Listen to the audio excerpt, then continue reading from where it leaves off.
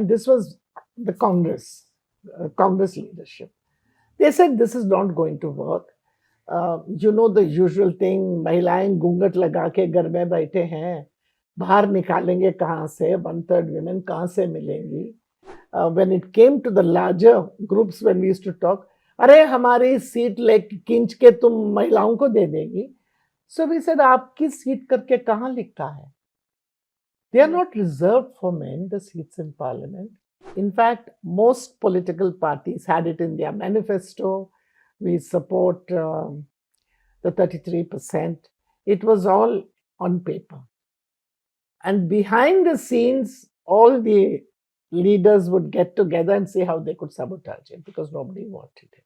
Well, I must say that for me, it's a dream come true. And I don't care which government is passing it and who's taking credit for it. My point is, this was Rajiv Ji's dream. I was part of it because there is no date given for implementing this legislation. Dependent on this, dependent on that. By then, which government will be there? I see it as a political gimmick on the eve of the elections. But the electorate cannot be fooled anymore. If you are not implementing in 24, it will go against you.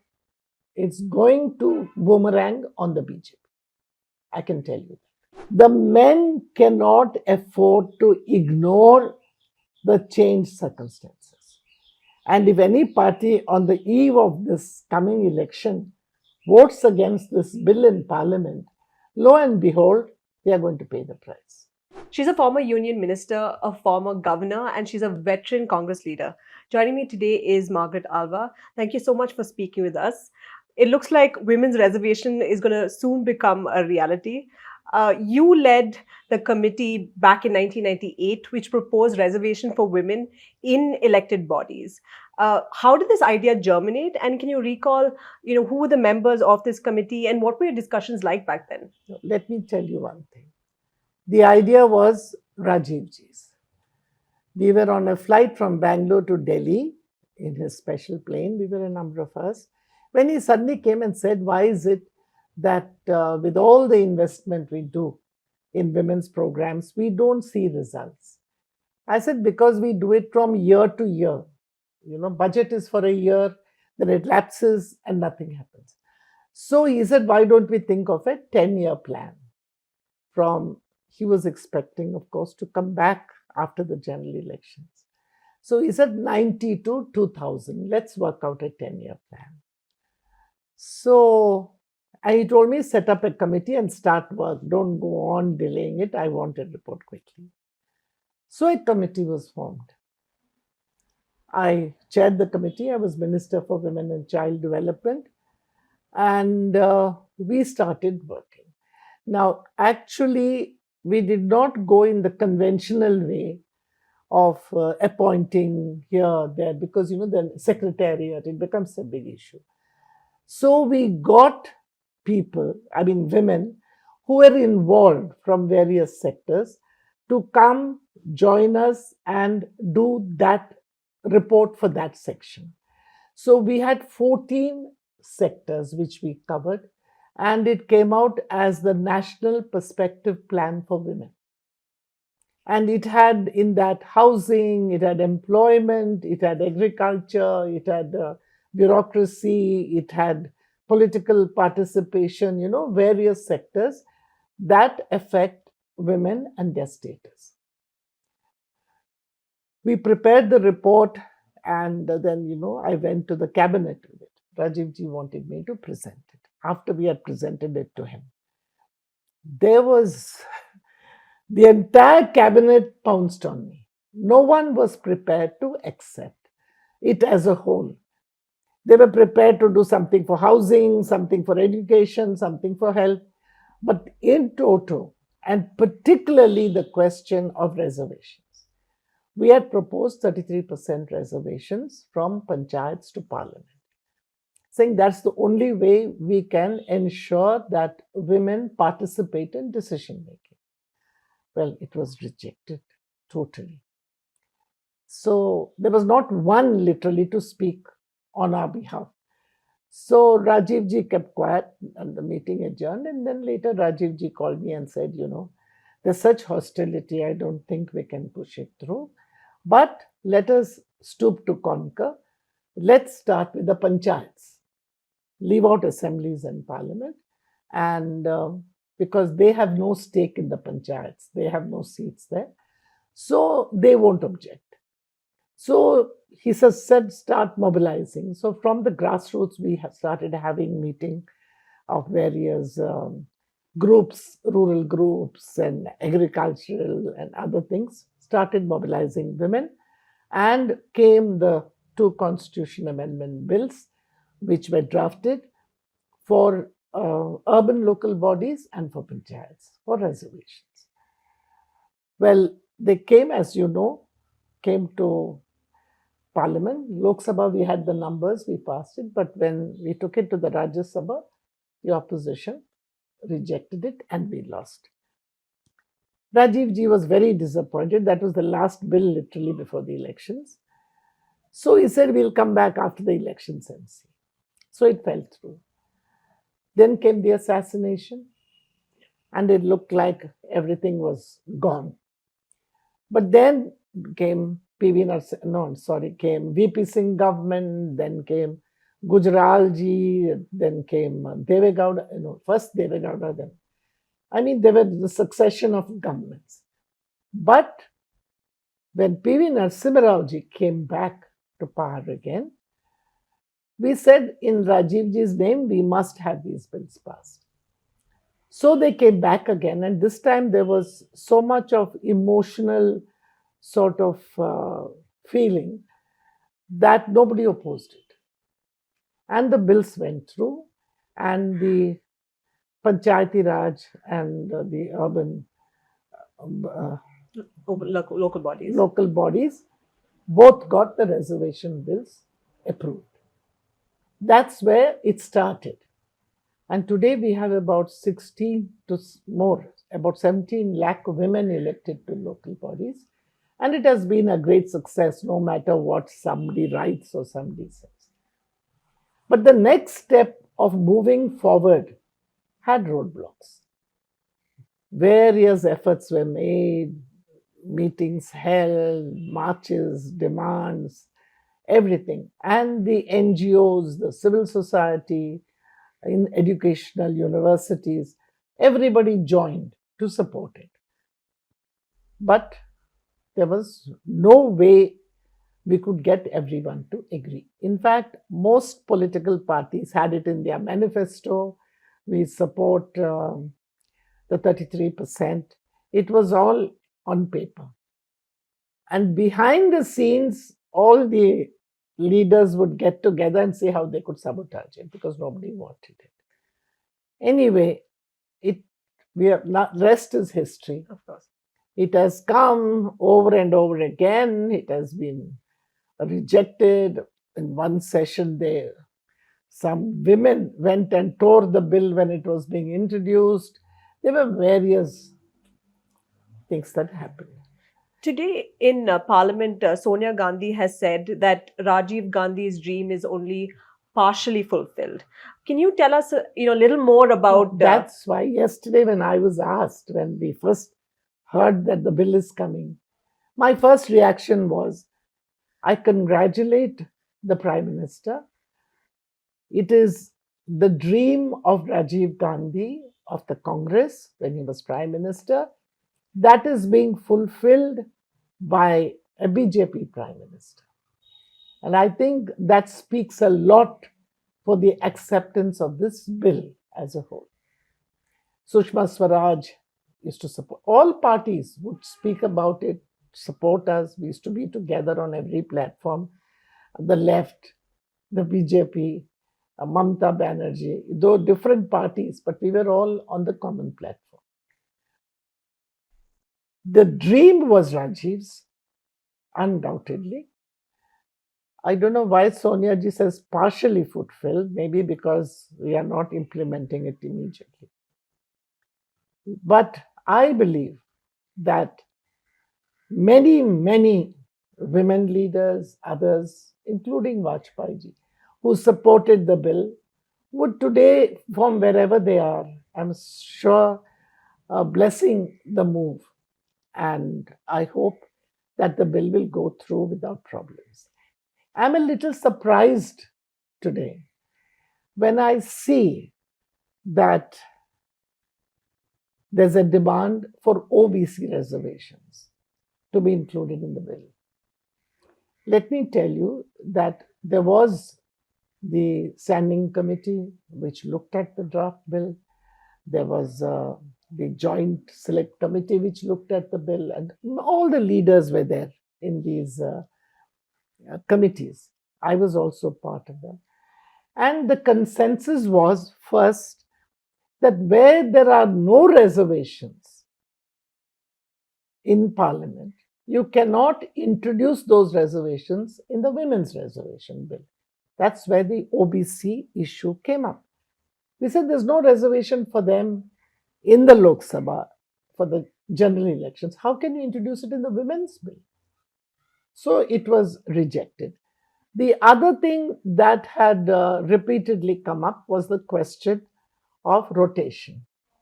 They said, well, if you have rotation, why will a woman work in the constituency? She gets elected and she knows she can't contest from there again. So why will she take interest? It was decided that time that there should be 2 consecutive elections in which the seat should be reserved for a woman, so that she has 2 terms to put in. And it was felt that in those 2 terms, she'll be able to build herself up, build a constituency, and maybe even contest as an independent at the end of it, for the 3rd time.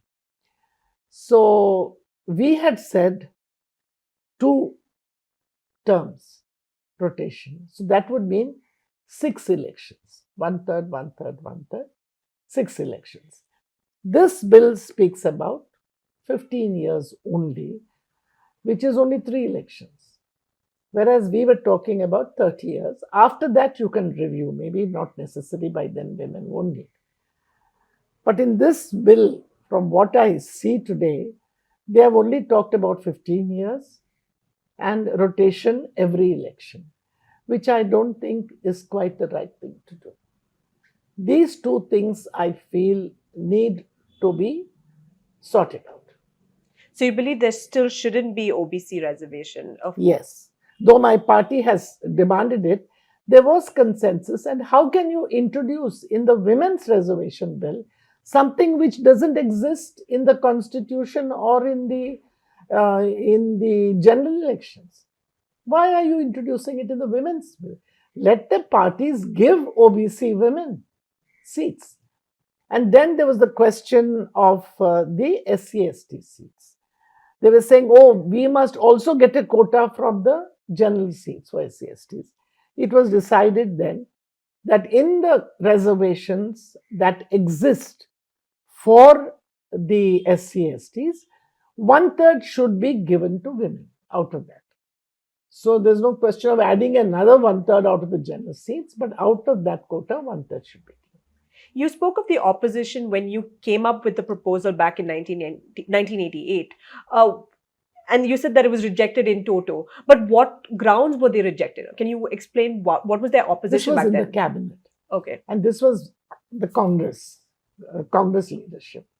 They said this is not going to work. The usual thing, महिलाएं घूंघट लगा के घर में बैठे हैं, बाहर निकालेंगे कहाँ से, 1/3 women कहाँ से मिलेंगी? All those usual arguments. They are not educated in the rural side. All these urban women, they used to call them bal khatiwali, like you. These women with cut hair and all these stylish women from the urban areas will come and occupy all the seats. किसी की बेटी होगी, किसी की माँ होगी, and it really won't go to the deserving women. All sorts of arguments. And they said it is not going to work. And secondly, when it came to the larger groups, when we used to talk, अरे हमारी seat लेके खींच के तुम महिलाओं को दे देगी. So we said, आपकी सीट करके कहाँ लिखा है? They are not reserved for men, the seats in parliament. तो आप अपनी सीट कैसे बोलते हैं? So, there was that feeling that we were taking away from the men what they believed was their birthright. And that was, and all parties essentially are led by men. So there was a sense of insecurity that if this bill comes, we will be out. That was the whole thing. And they kept saying, yes, अब United nation से ले आते हैं, कहीं कहीं meeting में जाके कुछ ना कुछ निकाल के लाते हैं, ये तो नहीं चलेगा हमारे देश में. That was the only argument. It looks like the bill will finally be passed in this special session of Parliament. I hope so. I hope so. What would this mean for you? This historic moment mean for you? Well, I must say that for me, it's a dream come true. And I don't care which government is passing it and who's taking credit for it. My point is, this was Rajiv Ji's dream. I was part of it. I was Minister for Women at that time. And right from the beginning, I was involved, both in Parliament, in the party, even with civil society groups, mobilizing NGOs. I was in it full time. And to see it passed, even though I'm not in Parliament to vote for it, is for me the fulfillment of a dream. And I'm grateful to the Prime Minister that he has finally decided to bring it. It could have been brought long ago because they had the numbers in the Lok Sabha majority and all parties were supporting it in the Rajya Sabha, except maybe one or two groups. But numbers were all weighed according to their manifestos in favor of the bill. And it could have been passed long ago. Now, I have to add something. When it was announced that bill aa raha hai, first thing is, it's the first bill that is being passed in the new Lok Sabha, I mean in the new building of the Parliament, which is a great credit that after 75 years, at last, women have been given priority. And I'm very happy about that. But when you look at the finer print, there are two provisos. One is that the census, which was delayed in 21, has to be completed. And that is being scheduled for 26, which means nothing is going to happen till that census is completed. After it's completed, we know from experience, compiling the figures, putting them together state by state, is going to take at least a year or two, given the numbers of the whole country.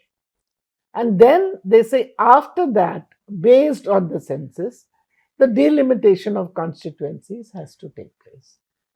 And that's going to be a very, shall I say, a troublesome issue. Because according to the census, you will have numbers of the south coming down because we have had contained populations. While the north, which are called the Bimaru states, have their numbers just increased. So if seats are to be given on the basis of population, we in the south lose out and the north gains any number of seats, which is going to lead to a lot of tussle and rejection by the southern states. So that delimitation process is going to get tied up with various political and economic issues. So when that will be sorted out and delimitation completed and the new constituencies worked out, it could be past 2030. Because there is no date given for implementing this legislation. Dependent on this, dependent on that. By then, which government will be there? What will be the combination of any alliances that might be there? So it is such an uncertain situation in which they claim we will implement the bill. Where will they be? They themselves don't know. So do you think this has been done purely for elections, so for the BJP to take political credit? I see it as a political gimmick on the eve of the elections. But the electorate cannot be fooled anymore. If you are not implementing in 24, it will go against you. It's going to boomerang on the BJP. I can tell you that. So I say that Modi ji only looks for the headlines. And he'll get the headlines. Bill pass किया, मोदी जी ने किया, भाषण हो रहे हैं, हा हो रहा है पार्लियामेंट में. But what will be the repercussions of passing the bill and then putting it into cold storage and saying जब वक्त आएगा तब मोदी करेगा. That will be the slogan. There will be nothing definite about implementation. I have one last question. You spoke of the opposition back in the 1980s and the 90s. Do you believe that the mindset has changed in these last 30 years? I believe it has largely changed because women have become aware. They have come into panchayats. They are becoming vocal and they influence voting patterns in most areas. If the women are against you, you cannot win an election. You have to win over the women. And I do believe the men have realized that they have to accommodate the women. The mindset has changed, and also the performance of women in elected bodies, outside, as ministers, in Rashtrapati Bhavan. You know, there has been a change in the status, in the public perception. But you believe the mindset of men have changed? Because a lot of the criticism is that even if women, this reservation What does I'm come. saying is the men cannot afford to ignore the changed circumstances. And if any party on the eve of this coming election votes against this bill in parliament, lo and behold, they are going to pay the price. I don't think any of them would dare to stand up and say we are opposing the bill. That's why, oh, OBC ko laga do, ye amendment karo, wo amendment karo, all that ha-hu is going on. But I believe in the Lok Sabha, the BJP has the numbers with its allies, and the Congress is not going to vote against the bill.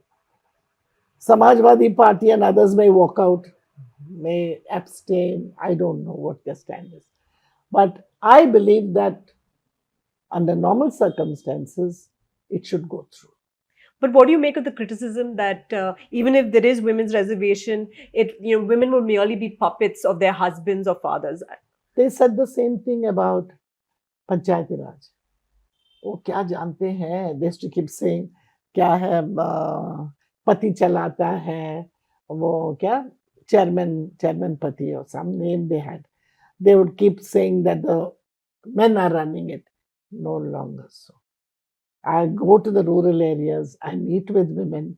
They have become very assertive. And they might be a 10% sort of still old world, but not the way they dress up and come to their panchayat meetings, women chairing meetings. You know, we have had training, they've had exposure, they have seen things happen, and it has changed tremendously. Now, this is where I'm saying, in this case, for the first election, there is the danger that Mr. So-and-so loses his seat because it's reserved. He will put up his wife or his daughter-in-law, or maybe his mother, and keep it in the family till reservation becomes general. But this is something the parties have to look into and ensure, because they're all talking about anti-dynasty and parivarvad and all that business. So if parties are going to give only wives and daughters, they are going to come in for criticism.